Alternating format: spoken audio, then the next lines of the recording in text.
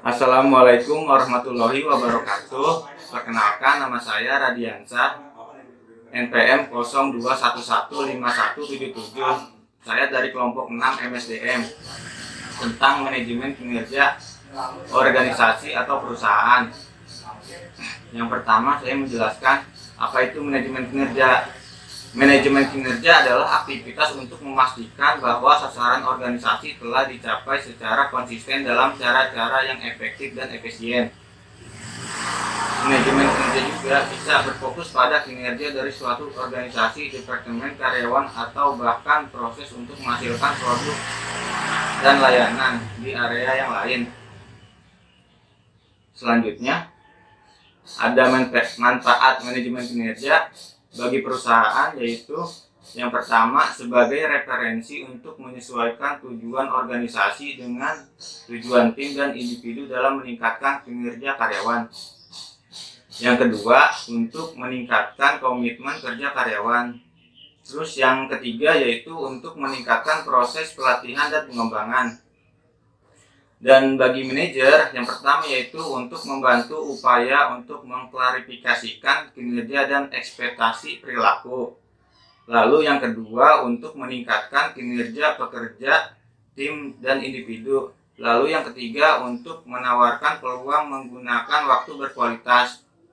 Lalu manfaat yang ketiga yaitu bagi karyawan. Yang pertama, untuk informasi tentang peran dan tujuan karyawan. Lalu yang kedua, untuk mendorong dan mendukung kinerja karyawan. Poin yang ketiga yaitu bagi karyawan untuk membantu mengembangkan kinerja dan kemampuan karyawan. Selanjutnya, ada tujuan manajemen kinerja dalam secara khusus, yaitu memperoleh peningkatan kinerja sustainable, meningkatkan motivasi dan komitmen karyawan, memungkinkan individu untuk mengembangkan kemampuan, meningkatkan kepuasan kerja, dan mencapai potensi pribadi yang bermanfaat bagi individu dan organisasi. Secara umum yaitu ada tujuan pengembangan, dapat kapasitas pegawai yang berhasil di bidang kerjanya, pemberian training bagi yang berkinerja tidak baik atau penempatan yang lebih cocok. Ada juga tujuan administratif terkait dengan evaluasi pekerjaan untuk keperluan keputusan administratif, penilaian, promosi, pemutusan hubungan kerja. Ada juga tujuan strategik, yaitu tujuan strategis berhubungan dengan kegiatan karyawan sesuai dengan tujuan organisasi. Ya, di situ juga ada fungsi. Fungsi manajemen kinerja sebagai terintegrasi menurut Armstrong 1994. Yang pertama yaitu manajemen kinerja, yang kedua meningkatkan kinerja individu dan kinerja organisasi. Lalu yang ketiga manajemen reward, yang keempat meningkatkan efektivitas manajerial. Lalu yang terakhir, yang kelima, mengembangkan kemampuan dan kompetensi. Terima kasih. Assalamualaikum warahmatullahi wabarakatuh. Perkenalkan, nama saya Lazarus Putus Sangputra, NPM 0211119171 dari kelas 3E Manajemen. Di sini saya akan menjelaskan tentang job performance. Job performance adalah perilaku yang terbentuk atas kombinasi kemampuan, usaha, dan sifat yang mengacu pada nilai-nilai organisasi untuk mencapai efektivitas kerja sehingga tujuan organisasi akan tercapai. Karyawan yang mencerminkan kemampuan akan menunjukkan kemampuan pada bidang pekerjaannya maupun pada bidang pekerjaan lain. Yang kedua, ada performance management system. Performance management system adalah suatu proses yang digunakan untuk melakukan identifikasi, pengukuran, evaluasi, dan perancangan perbaikan sekaligus pemberian penghargaan bagi karyawan yang memiliki performa yang baik. Manfaat performance management system. Yang pertama, perusahaan dapat mendeteksi lebih awal terkait perilaku kerja yang tidak sesuai atau kurang kontributif terhadap tujuan atau target organisasi. Dengan hal tersebut, kesalahan, inefektivitas kerja, bahkan pelanggan dapat minimalisir sejak awal. Yang kedua, performance management system juga membantu organisasi untuk mendokumentasi kinerja karyawan dengan rapi. Dari dokumentasi tersebut, organisasi dapat mengumpulkan fakta-fakta kinerja karyawan. Ada beberapa tahap-tahap penting dalam proses implementasi performance management system. Yang pertama, ada tahap perencanaan. Harus ditetapkan dengan jelas mengenai tujuan yang hendak akan dicapai oleh suatu perusahaan, yakni mencakup target kualitas maupun kuantitas dari output yang dihasilkan. Tahap yang kedua, ada tahap pengelolaan kinerja. Pada tahap ini, manajer memiliki peran yang sangat penting atau sangat strategis, yaitu memberikan bantuan yang bersifat praktis sesuai dengan kebutuhan, menjamin bahwa karyawan benar-benar telah memahami terhadap tujuan dan target yang hendak dicapai. Yang ketiga, memberikan training atau pelatihan sesuai dengan kebutuhan karyawan. Tahap yang ketiga adalah tahap penilaian. Tahap penilaian ini diperlukan sebagai sarana evaluasi terhadap kinerja masing-masing karyawan untuk mengetahui apakah target telah tercapai. Ideal performance appraisal dilaksanakan setahun sekali, sedangkan KPI dilaksanakan secara terus-menerus sepanjang siklus tahun. Tahap yang keempat ada tahap penghargaan. Di tahap penghargaan ini, karyawan berhak mendapatkan reward atau punishment berdasarkan pada objektivitas hasil penilaian atau pengukuran kinerja yang telah dilakukan sebelumnya. Selain itu, seluruh sumber daya manusia juga akan lebih bersemangat dalam memberikan performa yang lebih baik. Perkenalkan, nama saya Lasti Rahmawati, NPM 0211191172. Di sini saya akan menjelaskan tentang model OJSM. OJSM atau Objective, Goal, Strategy, and Measure, yang artinya adalah sebuah model strategi yang mengubah sebuah tujuan, sasaran, strategi, dan ukuran untuk dijadikan sebuah rencana agar dapat ditindaklanjuti dan dapat dieksekusi.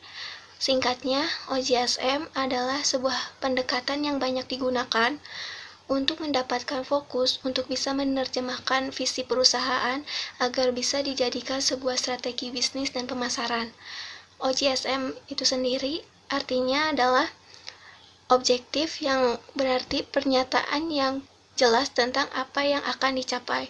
Perusahaan berarti menentukan tujuan yang jelas agar bisa dicapai.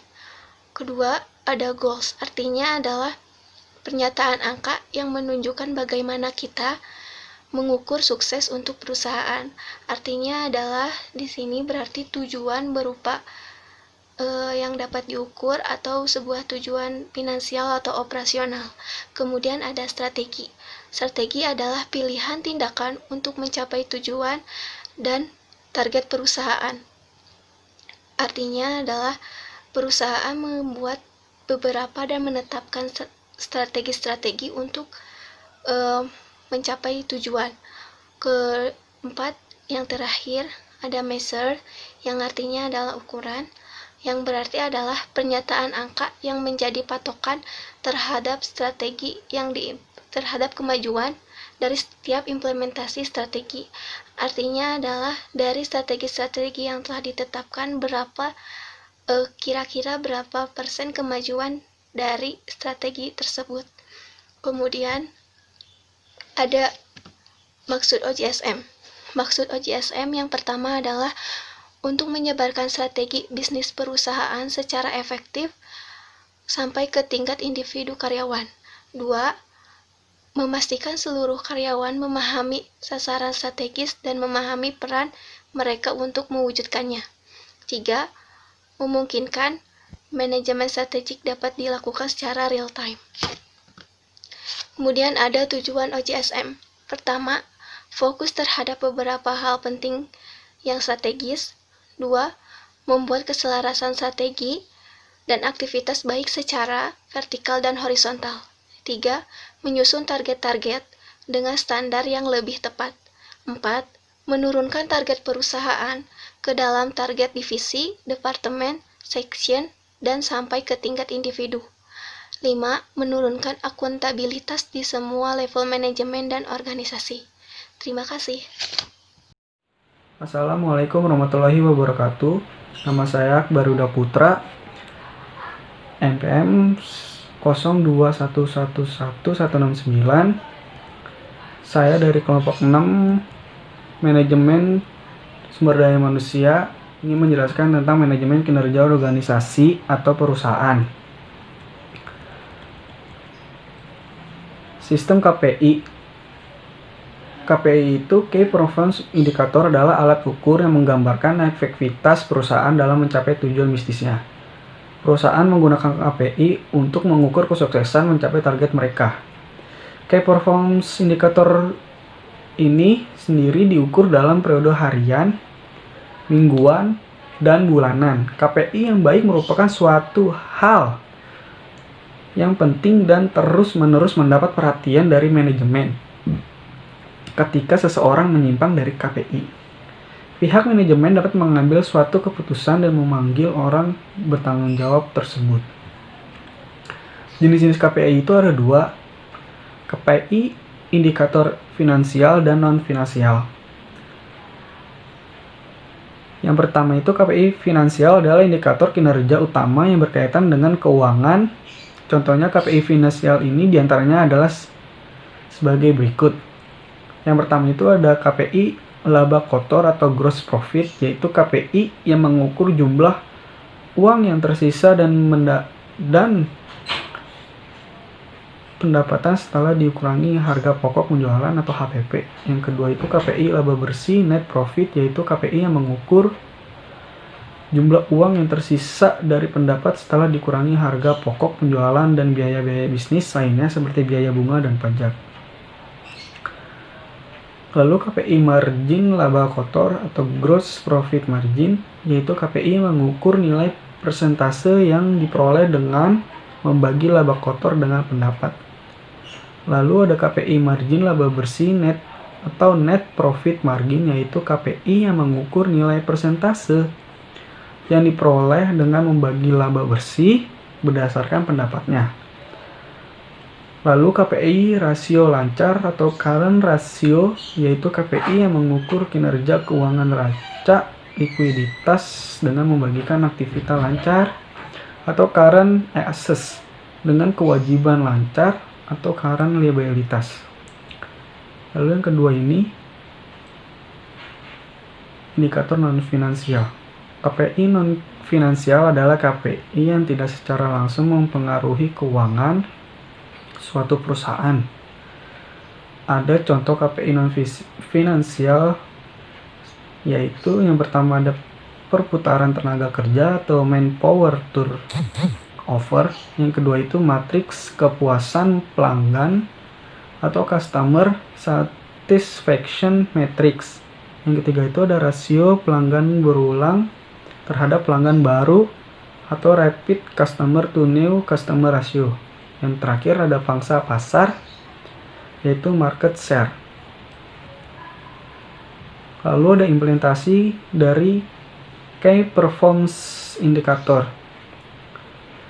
Terdapat 4 kriteria dasar yang harus dipenuhi sebelum suatu organisasi dalam menyatakan bahwa mereka telah mengimplementasikan KPI ke dalam aktivitas operasional. Yang pertama itu kolaborasi antara karyawan, tim, supplier, dan pelanggan. Lalu yang kedua, desentralisasi dari level manajemen sampai level operasional. Lalu yang ketiga, integrasi atau keterkaitan antara ukuran, laporan, dan tindakan.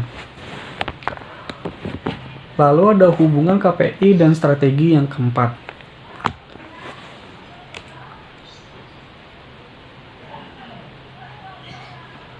Lalu untuk mengimplementasikan KPI membutuhkan suatu proses sistem yang berkaitan, baik itu dari lingkungan organisasi sendiri seperti karyawan, manajer, pemegang saham, dan dari pihak-pihak luar seperti pelanggan dan supplier. Dalam mengimplementasikan KPI, terdapat suatu metode untuk merencanakan suatu tujuan yang menggabungkan beberapa kriteria yang disebut SMART.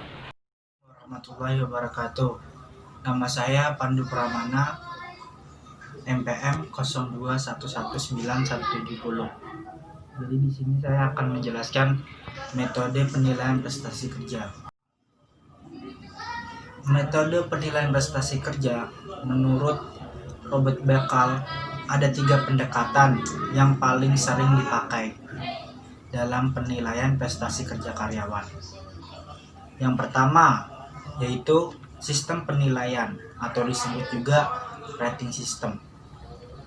Sistem ini terdiri dari 2 bagian, yaitu suatu daftar karakteristik bidang ataupun perilaku yang akan dinilai dan sebuah skala ataupun cara lain untuk menunjukkan tingkat kinerja dari tiap halnya. Perusahaan yang menggunakan sistem ini bertujuan untuk menciptakan keseragaman dan konsistensi dalam proses penilaian prestasi kerja. Kelemahan sistem ini adalah karena sangat mudahnya untuk dilakukan. Para manajer pun jadi mudah lupa mengapa mereka melakukan dan sistem ini pun disingkirkan. 2. Sistem peringkat atau ranking system. Sistem peringkat memperbandingkan karyawan yang satu dengan yang lainnya. Hal ini dilakukan berdasarkan kriteria yang telah ditetapkan sebelumnya. Misalnya, total pendapatan ataupun kemampuan manajemen. Sistem ini hampir selalu tidak tepat untuk digunakan karena sistem ini mempunyai efek samping yang lebih besar daripada keuntungannya. Sistem ini memaksa karyawan untuk bersaing satu sama lain dalam pengertian yang sebenarnya. Pada kejadian yang positif, para karyawan akan menunjukkan kinerja yang lebih baik dan menghasilkan lebih banyak prestasi untuk bisa mendapatkan peringkat yang lebih tinggi. Dan yang ketiga, sistem berdasarkan tujuan atau bisa disebut juga object based system. Berbeda dengan kedua sistem di atas, penilaian prestasi berdasarkan tujuan mengukur kinerja seseorang berdasarkan standar ataupun target yang dirundingkan secara perorangan. Sasaran dan standar tersebut ditetapkan secara perorangan agar memiliki fleksibel yang mencerminkan tingkat perkembangan serta kemampuan setiap karyawan. Mungkin segitu saja untuk penjelasan metode penilaian prestasi kerja.